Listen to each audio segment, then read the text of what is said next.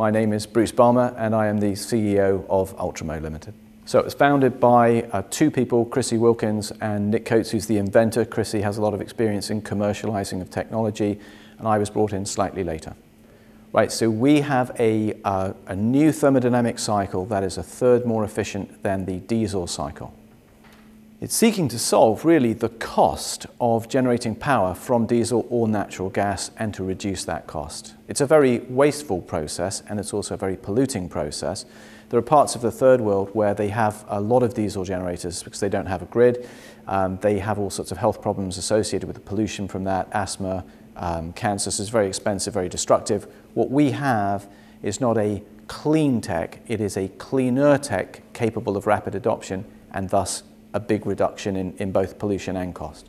Well, we're seeking most of these things. So financiers to give us the capital to develop the project. We're also interested in putting together a consortium of strategic partners.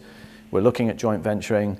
We're particularly interested in going to the end customer and working back from there. So we have some significant conversations underway for very large orders from customers.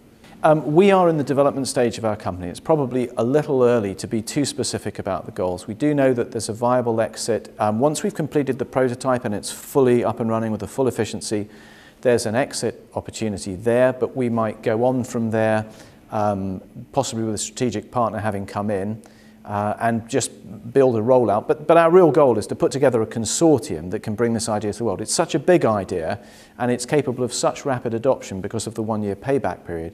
It's not going to be us, it's going to be people like Rolls-Royce, like Mahler working with us to reach the market. Well, the competitive landscape looks great for us. We have combined cycle gas turbines are the only fossil fuel power generation that competes with us for efficiency, but they don't scale down to a small size. Britain's grid, for instance, is becoming more load following, so they're looking for smaller units than the 300 megawatts typically in that space. Fuel cells are wonderful. We love fuel cell technology. It's a bit expensive at the moment. Wind and solar are obviously intermittent. There's nobody doing quite what we're doing at the moment, and especially because we've taken the very radical step of creating a new thermodynamic cycle. So most people, even in the engine space, are dealing with the physical bits of metal to try to make the thing more efficient. We've actually changed that and focused on the gas cycle. So competitive pressure on us is not something to worry about very much. Well, there's three major hurdles that you have in a business early on. You have a commercial risk, financial risk, and technical risk. Technical risk actually is going fine.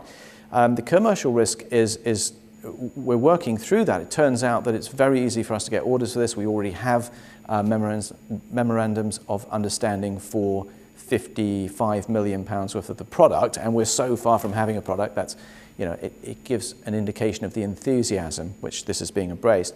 Our biggest challenge right now is money, and it's an expensive process to go through. The costs scale aggressively. We have to meet those costs or we can't go forwards.